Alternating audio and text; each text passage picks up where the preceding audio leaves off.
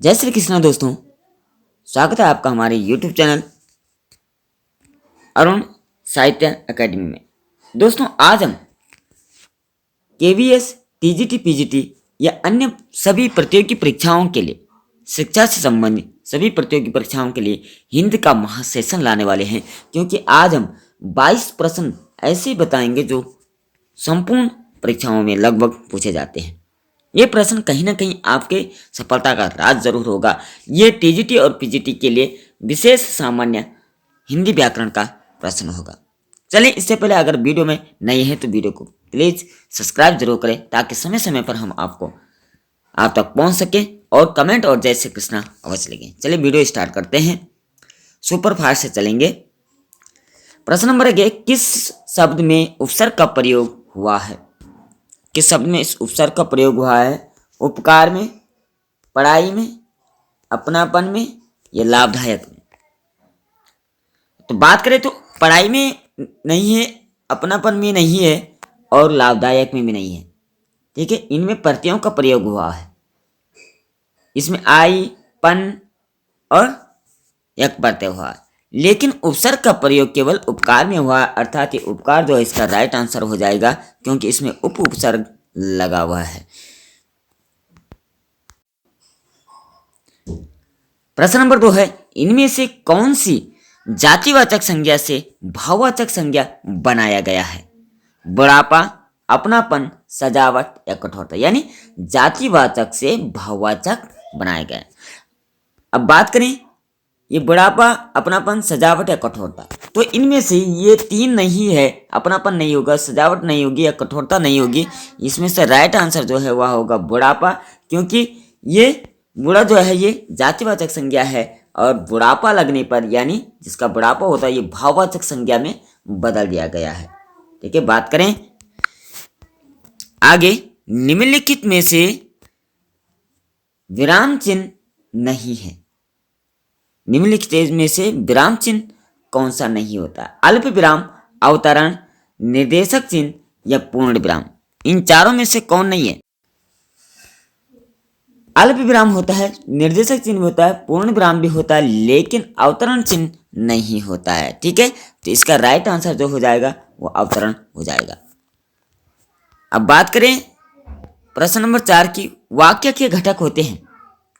वाक्य के घटक किसे माने जाते हैं? उद्देश्य, विधेय, कर्ता, क्रिया, कर्म और क्रिया, कर्म और विशेषण। तो इसमें उद्देश्य और विधेय जो है ये वाक्य के प्रमुख घटक माने जाते हैं। राइट आंसर हो जाएगा उद्देश्य और विधेय। ठीक है, बात करें किस शब्द में आव प्रत्यय नहीं है? दिखावा में आवा प्रत्यय है, बुलावा में भी आवा प्रत्यय है, चढ़ावा में भी आवा प्रत्यय है, लेकिन इस लावा में जो है ये आवा प्रत्यय नहीं है, अर्थात ये इसका राइट आंसर हो जाएगा, क्योंकि लावा जो है एक शब्द है। अब बात करें आगे प्रश्न नंबर 6 की, हिंदी किस भाषा परिवार की भाषा है? तो ये हम सबको पता होता है।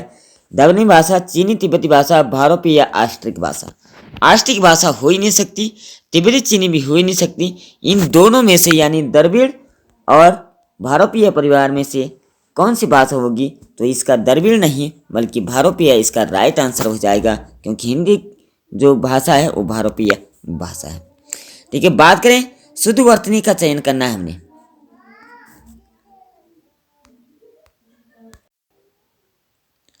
प्रश्न नंबर 7 है, शुद्ध वर्तनी का चयन करना है।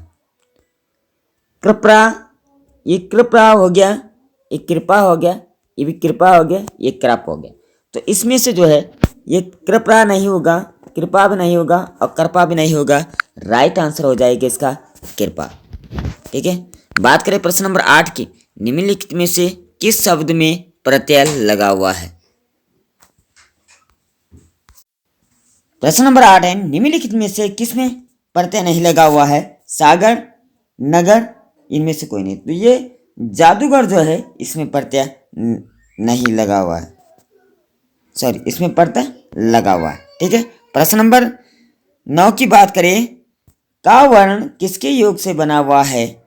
तो ये हमें सबको पता है कि व्यंजन वर्ण के साथ स्वर वर्ण के मेल से पूरा वर्ण बनता है। अर्थात का और आ को मिलकर के, आ ध्वनि को मिलकर के जो है ये का बना हुआ है। अर्थात पहले ये लंगड़ा शब्द था, अब ये वर्ण था, अब ये पूर्ण का बन चुका है। ठीक है। बात करें अगर हिंदी भाषा का जन्म हुआ है लौकिक संस्कृत से, वैदिक संस्कृत से, पाली प्राकृत से या अपभ्रंश से, तो हिंदी भाषा का जो जन्म हुआ है वह हुआ है अपभ्रंश शब्द से। ठीक है, अपभ्रंश भाषा से इसका जन्म हुआ है। बात करें प्रश्न नंबर 11 की, स्पर्श व्यंजन कितने होते हैं? तो स्पर्श व्यंजन न 15 होते हैं, न 20 होते हैं, न 24 होते हैं, बल्कि स्पर्श व्यंजन 25 होते हैं, क्योंकि स्पर्श व्यंजन माने जाते हैं कवर्ग, चवर्ग, टवर्ग, पवर्ग और तवर्ग। ठीक है, ये 5 स्पर्श व्यंजन माने जाते हैं। अर्थात 5 बजे 25, 5 5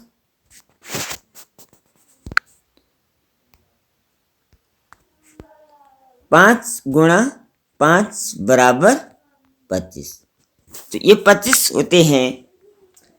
ठीक है, राइट आंसर हो जाएगा 25। बात करें अगर प्रश्न नंबर 12 की, निम्न वाक्यों में से मिश्र वाक्य कौन सा है? मिश्र वाक्य का मतलब होता है जो दो वाक्यों को मिलकर बना हुआ है। चोर को देखकर सिपाही पकड़ने दौड़ा, शेर जानता है कि नौकर ईमानदार है, नेताजी भाषण देकर चले गए, बिजली नहीं थी इसलिए अंधेरा था। तो इसका राइट आंसर जो हो जाएगा वो हो गया सेठ जानता है कि नौकर ईमानदार है। बात करें अगर प्रश्न नंबर 13 की, वह कौन सा व्यक्ति है जिसने जवाहरलाल नेहरू का नाम न सुना हो? वाक्य कैसा है? संयुक्त वाक्य, मिश्र वाक्य, सरल वाक्य, इनमें से कोई नहीं। तो इसका जो राइट आंसर हो जाएगा वो मिश्र वाक्य है, क्योंकि ये दो पदों को मिलकर बना हुआ है। ठीक है, बात करें अगर प्रश्न नंबर 14 की, इनमें से कौन सा विराम चिन्ह ऐसा है जो हिंदी में अंग्रेजी भाषा से नहीं लिया गया? यानी अधिकतर विराम चिन्ह जो है हिंदी में अंग्रेजी भाषा से लिए गए हैं, लेकिन कौन सा विराम चिन्ह है जो हिंदी में अंग्रेजी भाषा से नहीं लिए गए? तो ये जो है पूर्ण विराम जो है ये अंग्रेजी भाषा से नहीं लिया गया है। बात करें प्रश्न नंबर 15 की, निर्वाह में प्रयुक्त उपसर्ग है नी है, निरी है, निर है, ये नी है। तो निर्वाह में जो है वो निर उपसर्ग का प्रयोग, क्या ये हलंत भी होता है, निर उपसर्ग का प्रयोग किया गया तब जाकर।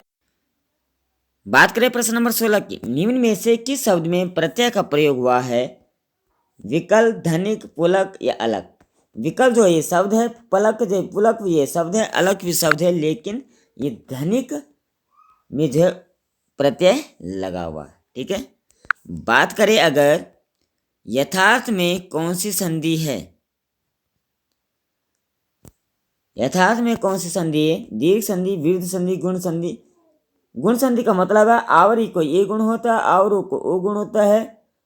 वृद्धि संधि का मतलब आवर ए को अवृद्धि होती है, आवर ओ को अवृद्धि होती है। अर्थात इसका राइट आंसर हो जाएगा दीर्घ संधि, क्योंकि यहाँ दो समान स्वर जब मिल जाते हैं उसको दीर्घ संधि हो जाती है। यथ धन अर्थ यानी यथार्थ।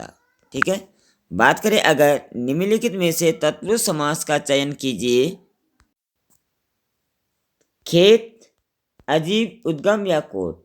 तो तत्पुरुष समास का मतलब है जो हिंदी में संस्कृत का ही रूप प्रयुक्त होता है वो तत्पुरुष समास कहलाता है। अर्थात इसमें उद्गम जो है संस्कृत का शब्द है, हिंदी में प्रयोग हो रहा है, अर्थात ये इसका राइट आंसर हो जाएगा। बात करें प्रश्न नंबर 19 की, भूतकाल के कितने भेद होते हैं? 3, 5, 6, 7। अर्थात भूतकाल के जो भेद होते हैं वो 6 भेद माने जाते हैं। बात करें प्रश्न नंबर 20 की,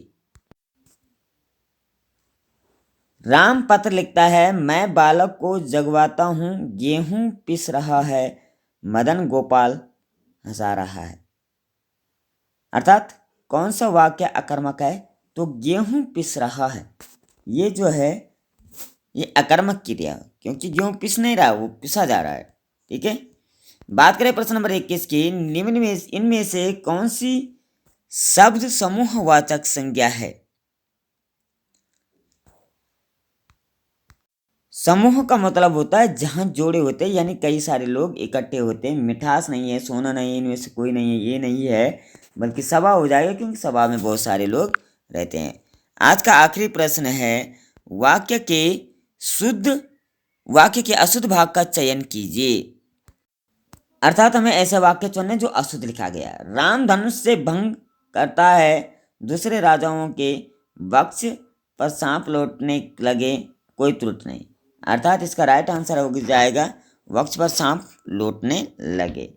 ठीक है, तो आज हमने ये KVT-GT के लिए ये सरल से 22 प्रश्नों का चयन किया है, जो अमूमन हर परीक्षाओं में पूछे जाते हैं, चाहे PRT हो, PGT हो, TGT हो, ये हर जगह इसका प्रचलन चलता है। आशा है आपको वीडियो पसंद आई। वीडियो पसंद आए कमेंट में जय श्री कृष्ण अवश्य लिखें और चैनल को सब्सक्राइब कीजिए। आज के लिए इतना। जय श्री कृष्ण, राधे राधे।